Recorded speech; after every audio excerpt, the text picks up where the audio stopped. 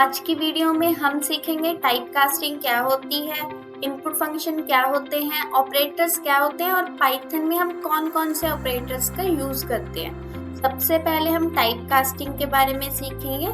जब हम पाइथन में एक डेटा टाइप से दूसरी डेटा टाइप में कन्वर्ट करते हैं तब हम उसे टाइप कास्टिंग या फिर टाइप कन्वर्जन बोलते हैं।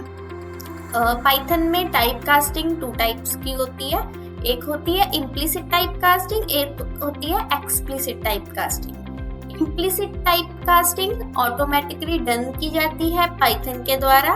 इंटरप्रेटर खुद ही अपने आप एक डेटा टाइप को दूसरी डेटा टाइप में कन्वर्ट कर देता है विदाउट एनी डेटा लॉस। जैसे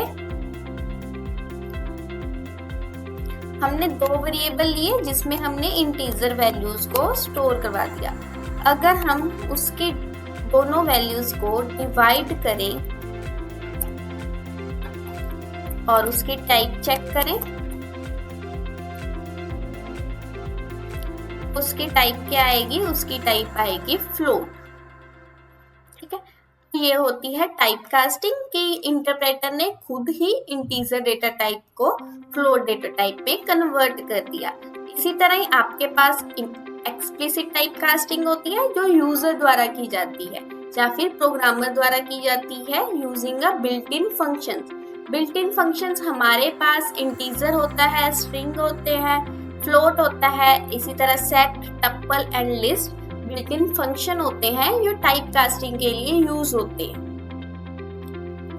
जैसे अगर हमने किसी वेरिएबल में इंटीजर डेटा टाइप स्टोर की है, हम उसको फ्लोट डेटा टाइप में कन्वर्ट कर दें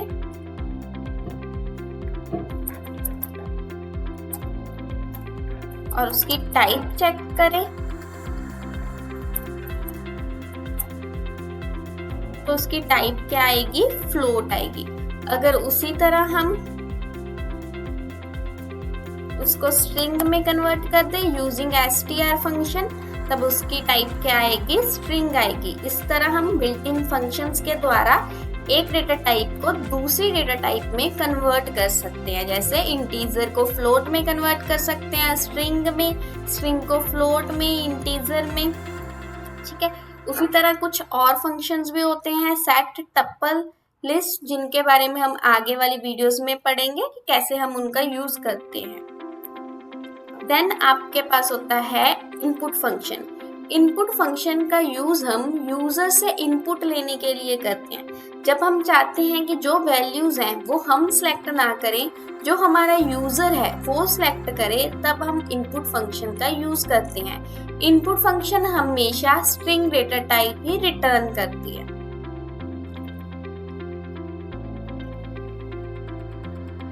जैसे मैं यूजर से उसका नेम इनपुट करवाना चाहती हूँ तो इनपुट फंक्शन पैरेंथेसिस के अंदर एंटर योर नेम। देन जब मैं उसका नेम प्रिंट कराऊंगी, ऐसे हम सिंपल नेम नहीं प्रिंट कराते, हम my name is then name. तो अब मैं यहाँ पर कोई भी नेम टाइप करूंगी तो कैसे प्रिंट हो रहा है? My name is Radha. इसी तरह कोई और नेम प्रिंट करूंगी, माय नेम इज रिया। तो जब हम चाहते हैं कि यूजर हमारी इनपुट सेलेक्ट करे, हम वैल्यूज ना सेलेक्ट करें, तब हम इनपुट फंक्शन का यूज करते हैं। इनपुट फंक्शन हमेशा स्ट्रिंग डेटा टाइप देती है। फॉर एग्जाम्पल, अगर हमने नंबर्स को इनपुट करवाना है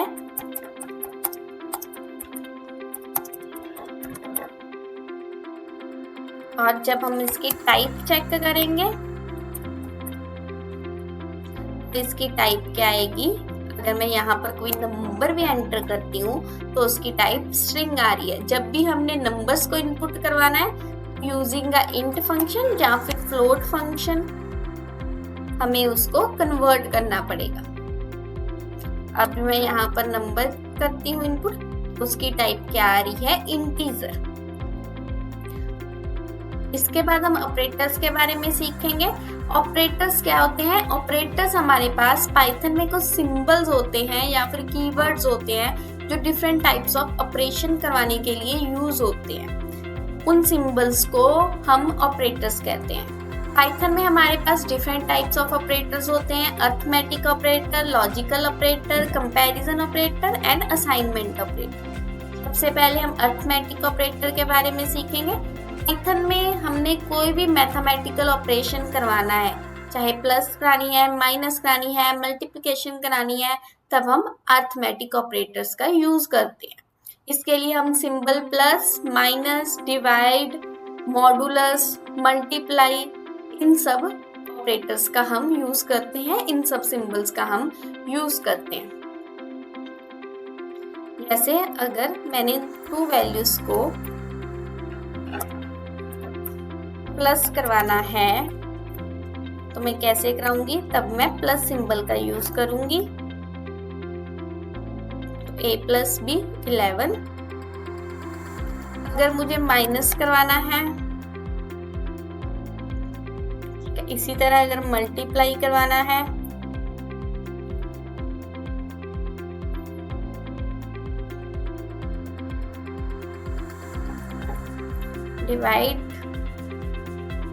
डिवाइड में क्या होता है कि अगर हम चाहते हैं जो हमारा पॉइंट है, जो डेसिमल है, उसके राइट वाला हमें शो ना हो आंसर, सिर्फ लेफ्ट वाला आंसर शो हो, तो हम क्या करते हैं? यहाँ पर डबल डिवीजन करते हैं, जिसे हम फ्लोर डिवीजन भी बोलते हैं।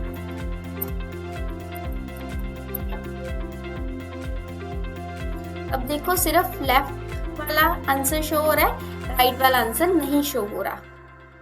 ठीक है, उसी तरह आपके पास इसमें एक और ऑपरेटर होता है जिसे हम मॉडुलस कहते हैं। ये परसेंटेज नहीं है, ये मॉडुलस है। मॉडुलस क्या करता है? हमें डिवाइड करने के बाद जितना भी रिमाइंडर बचता है वो हमें रिटर्न करता है।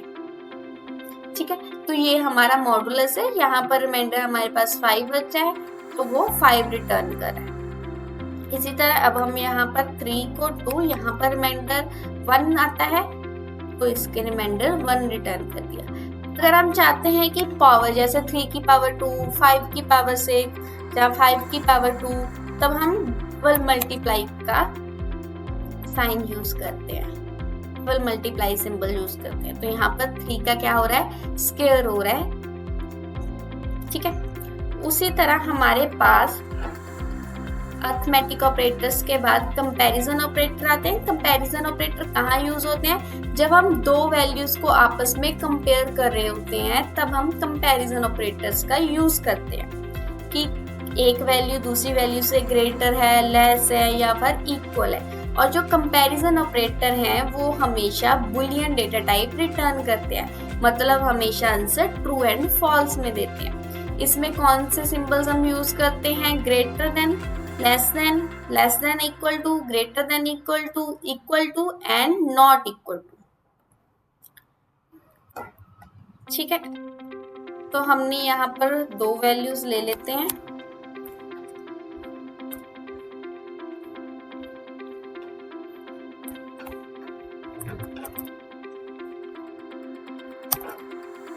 ग्रेटर देन चेक करने के लिए कि कोई वैल्यू दूसरी वैल्यू से ग्रेटर है कि नहीं है। अब यहाँ पर a ग्रेटर देन b है तो ये ट्रू है, तो ये क्या करेगा? ट्रू रिटर्न करेगा। अगर मैं इसको लेस देन कर दूं, अब ये फॉल्स है, a greater than less then b नहीं है तो ये फॉल्स रिटर्न करेगा। इसी तरह हमारे पास ग्रेटर देन इक्वल होता है कि अगर वो इक्वल्स हैं वो ट्रू रिटर्न करेगा। अगर 2 वैल्यूज इक्वल है उसको चेक करने के लिए हम यहाँ सिंगल इक्वल का नहीं यूज करते, यहाँ पर हम 2 वैल्यूज इक्वल हैं कि नहीं है तब हम डबल इक्वल का यूज करते हैं पाइथन में। ये ट्रू रिटर्न करेगा। अगर मैं एक वैल्यू यहाँ पर डिफरेंट कर देती हूँ तो ये फॉल्स रिटर्न करेगा। इसी तरह नॉट इक्वल टू होता है। नॉट इक्वल टू क्या होता है? डबल इक्वल के ऑपोजिट होता है। ऑपोजिट मतलब रिवर्स होता है।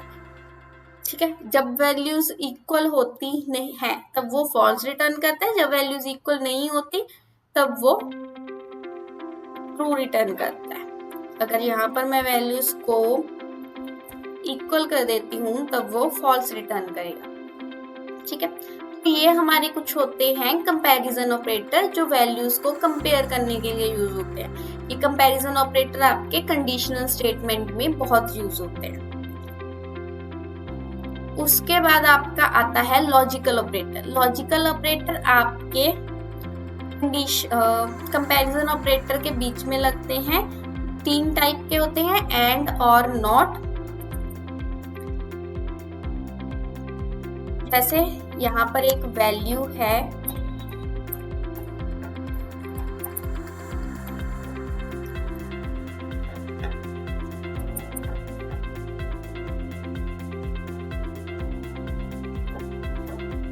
जो एंड ऑपरेटर है उसके लिए हमें दोनों कंडीशन ट्रू चाहिए तभी वो ट्रू रिटर्न करेगा, बाकी सब केस में वो फॉल्स रिटर्न करेगा।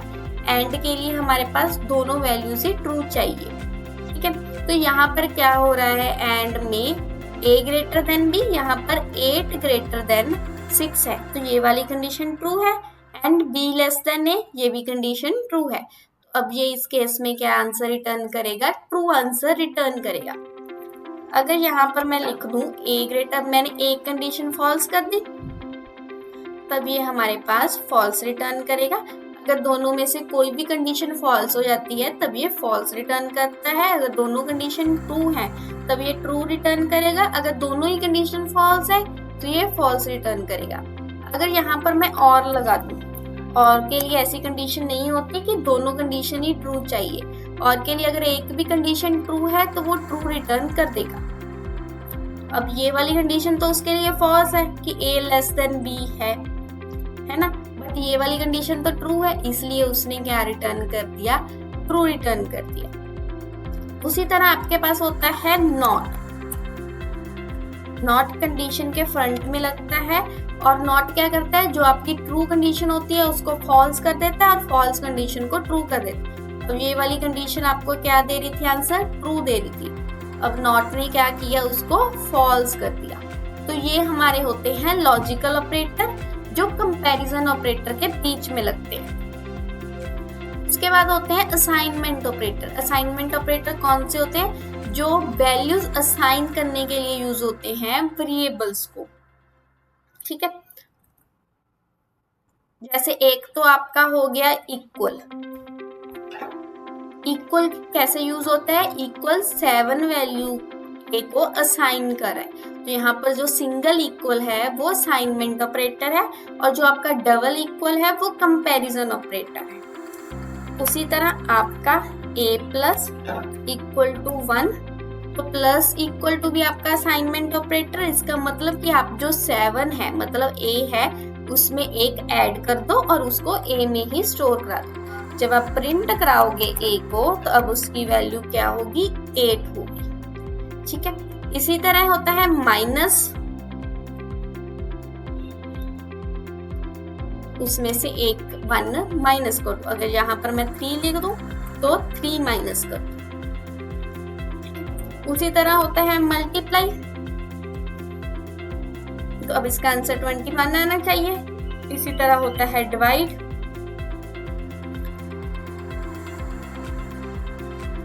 ये हमारे कुछ ऑपरेटर्स होते हैं असाइनमेंट ऑपरेटर्स जो वैल्यू असाइन करने के लिए यूज होते हैं। इसमें क्या हो रहा है कि a की वैल्यू को 3 के साथ डिवाइड करके उसको a में ही स्टोर कर दो, a में ही असाइन कर दो। आज की वीडियो में इतना ही। आगे वाली वीडियो में हम जानेंगे कि स्ट्रिंग क्या होती है, स्ट्रिंग में हम डिफरेंट टाइप ऑफ ऑपरेशंस कैसे परफॉर्म कर सकते हैं। Thank you.